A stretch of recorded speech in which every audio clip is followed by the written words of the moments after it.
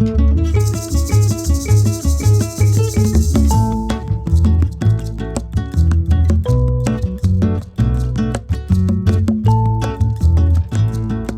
this video is going to be about what are the requirements for a non-lucrative visa from the Los Angeles Los Consulate. Angeles Consulate. Okay, so it has to be from the LA Consulate. And so, you could see all of those from the LA website, from the LA Consulate so go website. to the Spanish Consulate General website for Los Angeles, and then click on, of course, English on my side, and then information for foreigners. Once you get there, you can click on, I think, visa. I think it's visa instructions, and then you can click on residency visa. So he's gonna show you anyway. So you're just gonna show anyway. So there's about 15 documents that you need to provide. So we'll go through them one by one. Keep in mind that all of these documents have to be valid, no older than 90 days when your appointment is available. So if you have booked an appointment 4 months from now, then don't gather your documents yet. There's no point. It won't be valid.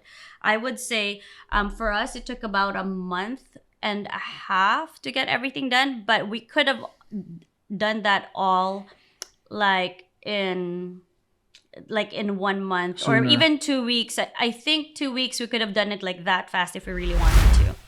But so we're gonna go through them, and then we're gonna tell you. So after we go through these 15 documents, we're gonna tell you what you should do first, because that's what's gonna take the longest.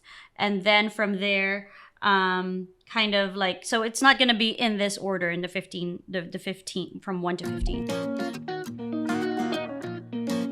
So first thing would be the visa application form. So just go ahead and fill that out, sign it, and date it no older than 90 days from your appointment. So you can even date it the day before or like 2 days before your appointment. Just don't date it too early. Passport type photo. So just make sure that it's for Spain. You can look it up. There are websites that can kind of help you. They do have to be professionally taken. And since we're professionals, we took our photos ourselves. And then, but you have to have it printed somewhere else. So we did go to a Walgreens to get that printed. Third would be your passport. So your passport has to be valid for the duration of your stay there. So if you only have like 6 months in your passport before it expires, then you have to get another passport. And it should have space for them, at least 2 blank pages for the new visa, because they're going to put that on there. ID card. So for us, it was the driver's license to just prove that you are a resident of this, how do you say it? Within the jurisdiction of the Spanish Consulate of Los Angeles. So for us, we live in Orange County. So we just had to present that. So if you're from Bay Area with a California driver's license, you will probably go to the San Francisco Consulate. So the fifth one, which applies to us. So because we're not U.S. citizens, U.S. resident alien card or valid U.S. long-term visa. So we have a valid U.S. long-term visa. So we showed our I-797 form, which she was familiar with. She knew what it was. But then we didn't have that stamp on our passport because we changed our status here. So we just showed her what it is. It's an investor visa. But the investor visa is only valid for 2 years, every 2 years. So I actually brought 5 or 6 years worth of that visa to show her that I've actually lived in the U.S. for 6 years. At least 6 years. The magic number is 5, but for at least 6 years. So we showed her that, look, I've been here since 2016, I think was the date. And she looked at all of those. She did, yes. She took copies. But so we presented that to her, but I told her, like, you have to give those back to me because I need them when I exit the country, because there's it's the I-94 is attached to that form. So I had copies that I presented to her, and those were the ones that she took. So for that one, you do need a copy of that. Same goes for the ID, by the way. You have to show your ID, and then you have to actually have a copy of your ID printed out for them. And then the EX01 form, printed, filled out, and signed. And the 790-52 form, printed out and signed. So those two, there are links to them. But what I did, which was very helpful, was I went to the website of Manila. They actually have a page there that has where you can print out the forms and also print out the instructions for the forms. So it had a guide where this is what you fill in for question 1, question 2, question 3, question 4. And that was so helpful because we didn't have to redo those forms. We had extras, but we didn't have to redo any of them. They were asking where we lived in Spain. But the Manila instruction would tell you, like, if you don't have a house in Spain yet, this is what you put.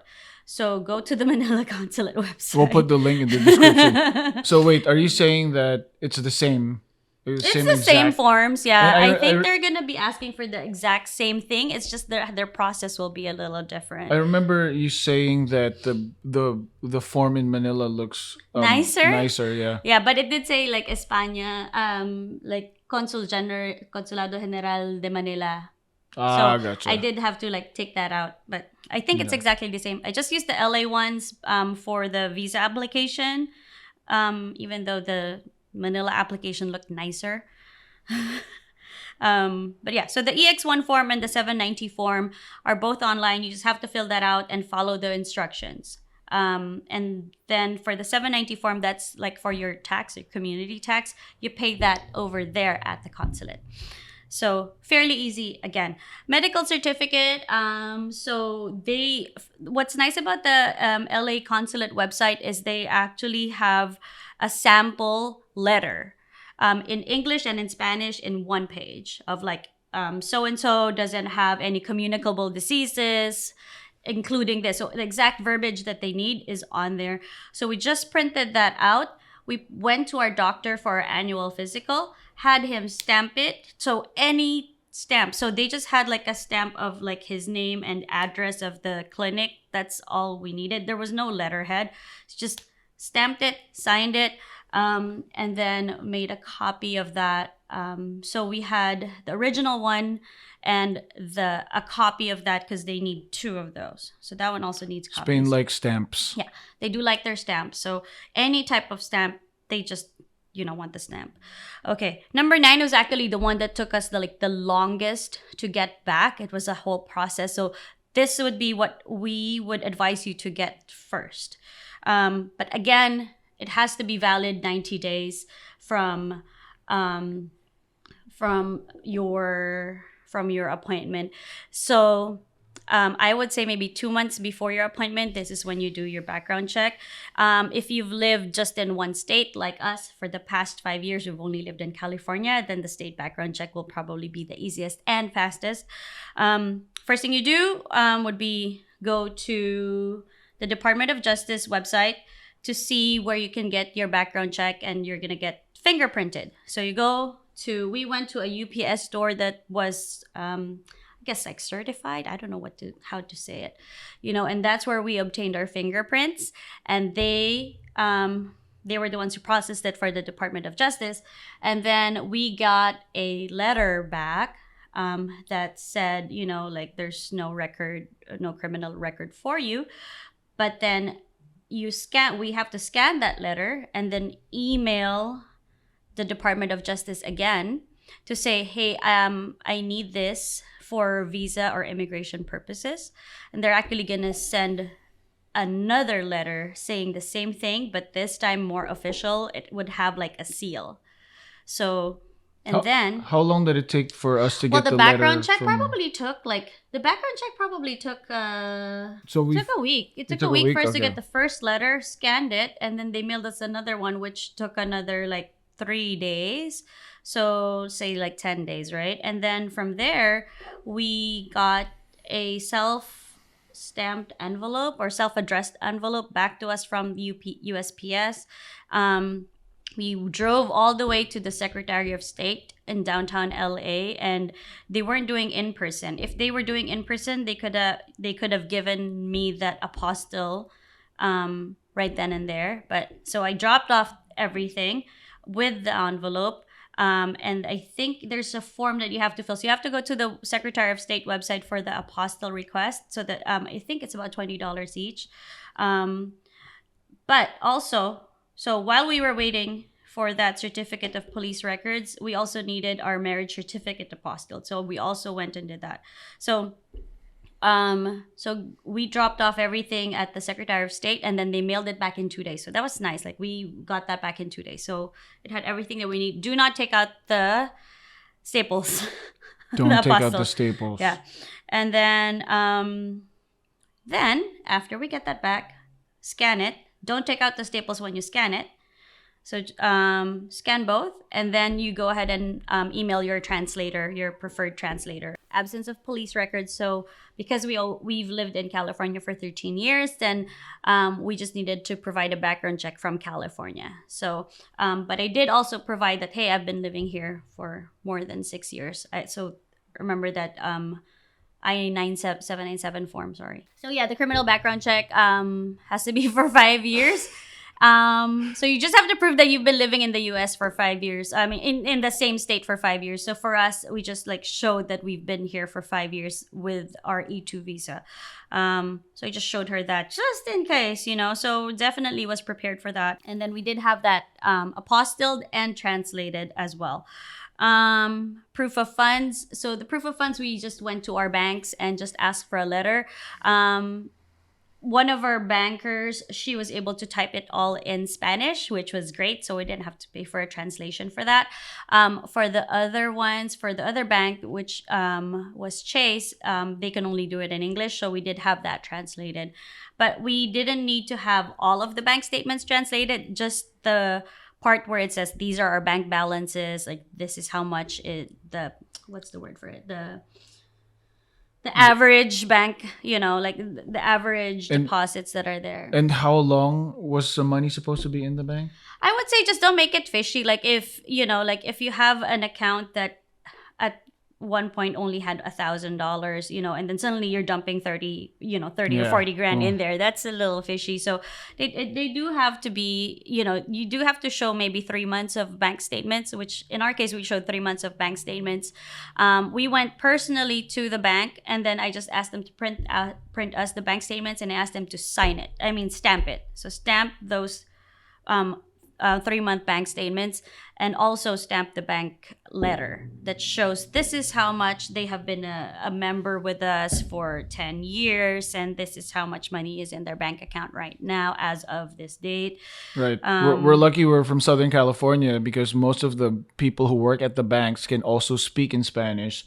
So when we asked for them to translate, they used Google Translate, but they could knew what they were understand. saying. So they're like, oh yeah, it makes sense. So we're just fortunate to be. So yeah. To be So there. one bank did that, the other didn't.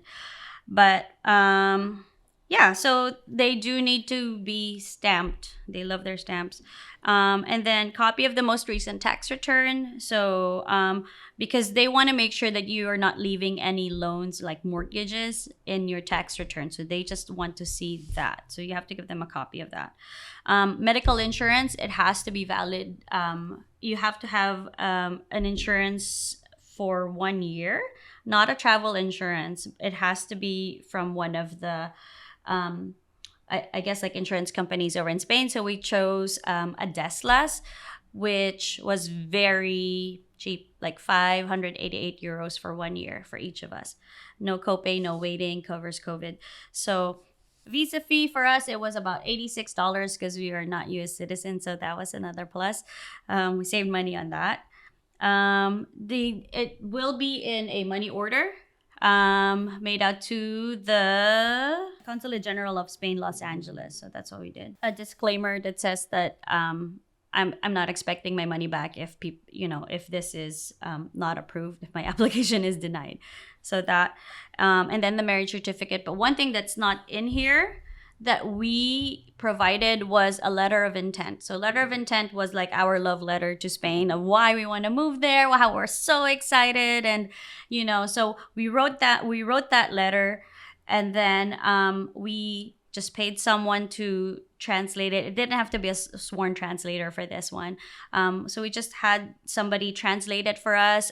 We asked our Spanish teacher, like, hey, can you read this? Make sure. Yeah, we got a guy from Fiverr who translated it for us super quickly. Turned around, was just a day, and then we asked our professor to take a look at it, and she said it was perfect. Gracias, profesora. So after that, we had that notarized, so we had to sign it and give that over to them. But of course, we have to understand what was in there, right? So that's one thing that we thought was very, very important that's not listed here, was that letter of intent, because we understood that it was not a lot of people our age would apply for this visa. It is a retirement visa, and how come you're not working? So we kind of had to really provide that, look, our business is still running in the US, but we're not going to be physically there, so it's impossible for us to work because we're not going to be there. So we're on sabbatical. And having that letter really helps, because just like what we said in the earlier video, inside the consulate, it's a small office and you're going to be interviewed in front of all of the people in there. That's true. So having that letter saves you time and saves you the conversation. They're just going to read it, and then they're just going to ask you questions like, how are you going to get this much money every month? Stuff like that. So yeah. I think more than anything, it's just going to be, it's just going to cut your time shorter. Right. When you have that letter of intent. We've already gone through the 15 or 16 items, including the marriage certificate and the letter of intent. So our timeline was, we did the background check first. And I think what we should have done was, when we were waiting for that background check to, after we get their fingerprints done, we should have gone directly to get the marriage certificate. That would be another thing. And then also the medical certificate you can do, and the bank information, so you can do all those. Because I think those were really the bulk of the things that we were waiting on. If you can, as long as you start with the certification for absence of police records, get that bank certificate, get that medical certificate, get the proof of funds, and then all of those, because you're gonna have most of those translated too. So first is get them apostilled, and then get them translated. So right. Yeah. Okay. And then also the medical insurance, because or sometimes translators could be busy. So I reached out to 3, and Alba was the third one that I reached out to, because the other 2 were super busy already. So look for a translator that can help you do it fast. Because that kind of then again shortens your time waiting. So yeah, just do all of the requirements first, and then do your letter last. Because if you try to overthink your letter, you're not going to be able to do anything. It took us a while. Yeah, we had all of our documents ready, I think August 30th, but we didn't submit until September 13th, because I'm ooh, I have to think about that letter, and then I have to have it translated, then we have to go to get notarized and all that. So I would say, just while you're waiting for everything else, just try to do the letter, fill out the forms already, get to know all of your documents, and review them. The Los Angeles Consulate, if you have questions, most of them will be answered by the website. So look at the website first, or maybe go to a forum, because sometimes they just don't answer right away. They were able to answer me for 2 things. One was, can I use my IRA fund to be part of that application?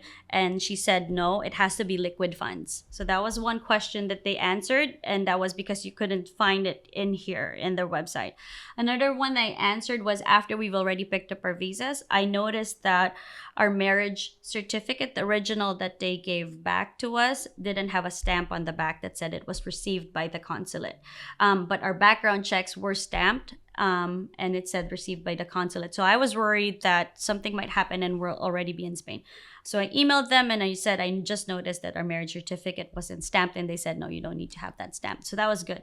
So yeah, so they're responsive for things that are not on the website. Anything else, if you're following up on your application, if you're saying like, are you taking in-person appointments, or can I still like pass anything by email, they probably won't like respond to you. But yeah, good luck finding those online appointments. That would be the key. So just always remember, guys, this is just 16 items.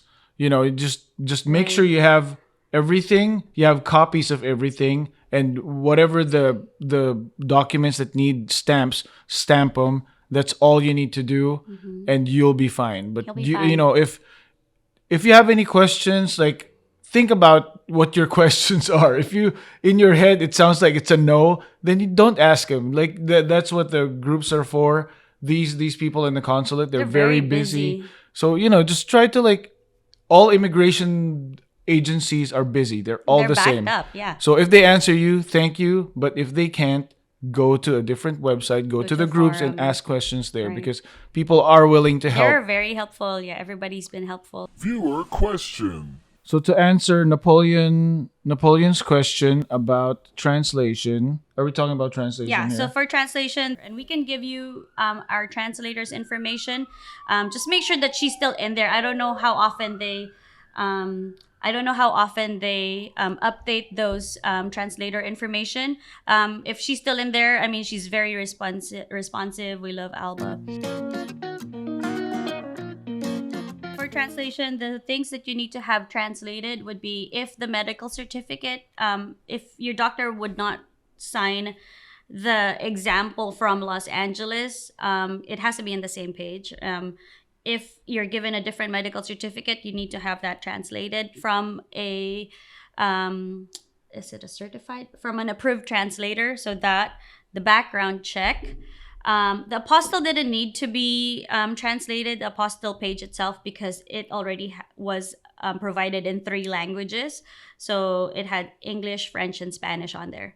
So that one, just the criminal background check. And then, let me see here. And you need copies of those. So not just the original, but copies of the translation, the apostille, and the background check itself. Medical insurance, if the medical insurance isn't in Spanish. So if you have a different medical insurance, and that will need to be translated.